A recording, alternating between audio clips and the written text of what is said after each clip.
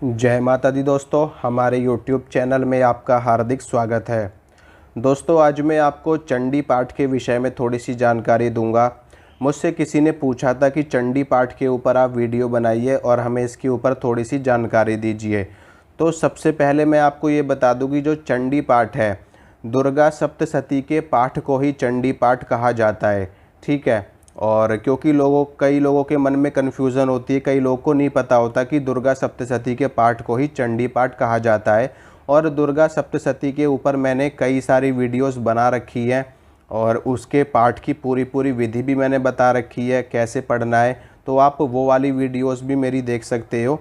और इस वीडियो में मैं आपको इसके ऊपर थोड़ी सी जानकारी ये दूंगा कि इसमें किस प्रकार के प्रश्न मुझसे पूछे गए हैं चंडी पाठ को लेकर के, और उन प्रश्नों का जवाब देते हुए मैं आगे बढ़ता जाऊंगा। तो सबसे पहले चंडी पाठ कब करना चाहिए, चंडी पाठ का सबसे अच्छा लाभ आपको किस वक्त प्राप्त होगा, ये भी प्रश्न मुझसे पूछे जाते हैं। तो चंडी पाठ का सबसे ज़्यादा लाभ आपको नवरात्रि में मिलता है, यानी कि नवरात्रि चाहे गुप्त नवरात्रि हो और चाहे प्रकट नवरात्रि हो, अगर आप चंडी पाठ नवरात्रि के टाइम पर करेंगे तो आपको बहुत ही अच्छा लाभ इसका मिलता है। कहने का मतलब यह है कि आप जिस कामना के साथ इसका पाठ करोगे, आपकी वो कामना ज़रूर पूरी होगी माता रानी की कृपा से। बस आपको संकल्प लेकर के पाठ करना है और आपकी क्या मनोकामना है वो मनोकामना आपको कहनी है। संकल्प में भी आपको ज़्यादा कुछ नहीं बोलना होता, बस अपना नाम, अपने पिताजी का नाम, अपना गोत्र बोलना होता है और अपनी मनोकामना बोलनी होती है। उसके बाद आप इसके पाठ को शुरू कर सकते हो। बहुत ही सरल है चंडी पाठ करना और दुर्गा सप्तशती के पाठ को करना। दुर्गा सप्तशती में ये लिखा गया है कि जो कोई भी व्यक्ति इस पाठ को बिना जाने अगर अज्ञान के कारण इसका जैसे भी व्यक्ति पाठ करेगा, उसका पाठ ज़रूर सफल होगा। इसके साथ में मैं आपको ये बताना चाहता हूँ कि आप इसका पाठ किसी भी विधि से करोगे, आपका ये पाठ सफल होगा ही होगा। इसमें पूर्ण रूप से कोई संशय वाली बात नहीं है, क्योंकि माता रानी के पाठ में जब आप आके बढ़ने लगते हो तो माता रानी सिर्फ़ और सिर्फ आपके मन का भाव देखती हैं, उनको विधि से कोई लेना देना नहीं है। ठीक है। बिना जाने विधि अगर आप जानते हो तो जान करके करो, अगर आप नहीं जानते तो आप जैसे भी करोगे आपको इसका लाभ मिलेगा ही मिलेगा। इसके साथ में मैं आपको और कुछ प्रश्नों के जवाब दे देता हूं जो मुझसे पूछे गए हैं इसमें प्रश्नों के। और इसमें पहला ये प्रश्न यही था कि चंडी पाठ किसे कहते हैं, तो दुर्गा सप्तशती के पाठ को ही चंडी पाठ कहा जाता है। दूसरा प्रश्न ये है कि कौन पढ़ सकता है चंडी पाठ, यानी कि दुर्गा सप्तशती को कौन कौन पढ़ सकता है। तो दुर्गा सप्तशती को, चंडी पाठ को कोई भी व्यक्ति पढ़ सकता है, एक बच्चा भी पढ़ सकता है, एक बूढ़ा भी पढ़ सकता है, एक पुरुष, एक महिला, जवान, कोई भी व्यक्ति इस पाठ को कर सकता है। तीसरा प्रश्न ये है कि क्या दुर्गा सप्तशती के पाठ को जिन्होंने गुरु नहीं बना रखे या जिन्होंने गुरु धारण नहीं कर रखे, क्या वो दुर्गा सप्तशती के पाठ को पढ़ सकते हैं? बिल्कुल पढ़ सकते हैं। अगर आपने गुरु नहीं बना रखे तो भी आप दुर्गा सप्तशती के पाठ को कर सकते हो, कोई संशय वाली बात नहीं है।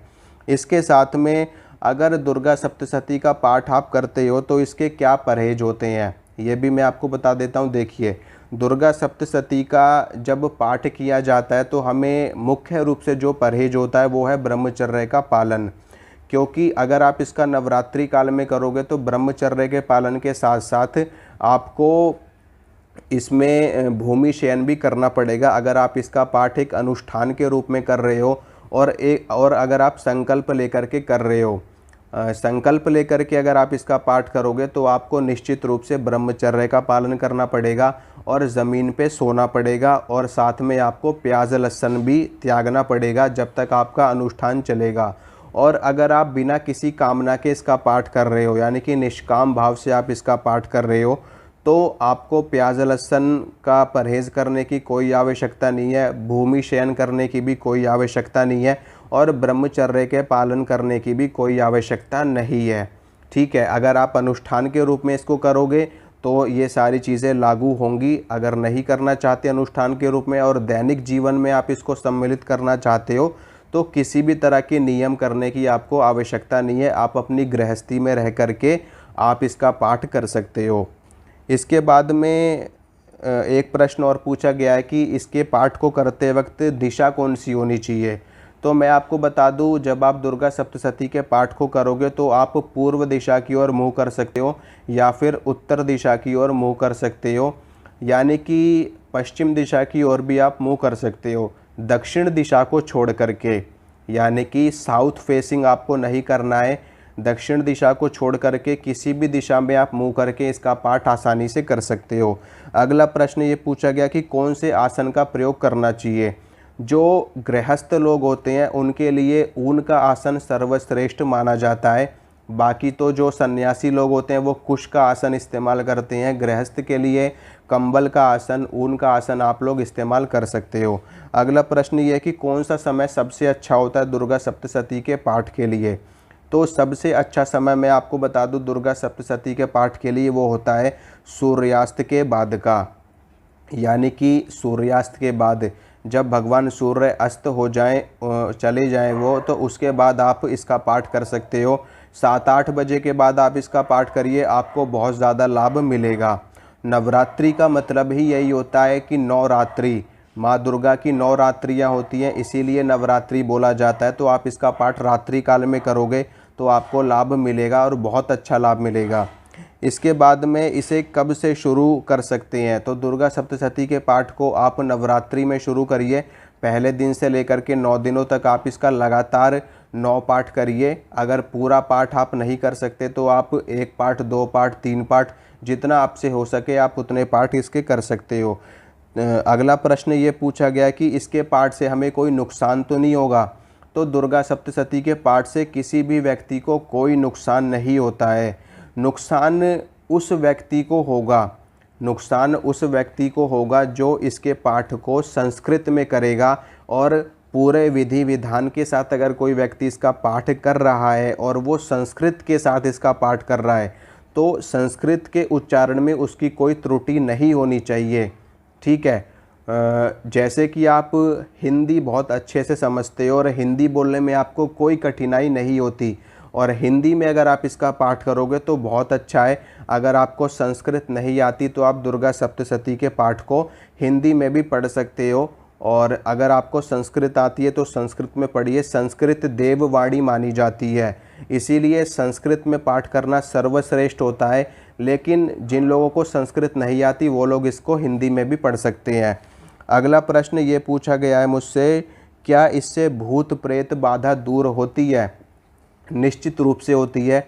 दुर्गा सप्तशती का पाठ एक तंत्रोक्त पाठ माना जाता है और इसके पाठ से आपके घर की दरिद्रता दूर होगी। इसके पाठ से भूत प्रेत, डाकिनी शाकिनी, चुड़ैल, डायन डंकिनी, जिन्न खबीस बेताल, इन सभी की बाधाएं दूर होंगी और इसके पाठ से आपके घर में सुख शांति आएगी। आपके परिवार में आपस में सामंजस्य बनेगा और एक दूसरे में मिठास बढ़ेगी, प्यार बढ़ेगा परिवार के बीच में। और आप अगर जॉब करते हो, नौकरी करते हो तो उसमें भी आपको सफलता मिलेगी। अगर आप कारोबार करते हो तो उसमें भी आपको उन्नति और तरक्की मिलेगी। तो आपकी हर तरह की समस्या को दूर करने के लिए दुर्गा सप्तशती एक बहुत ही बेस्ट उपाय है।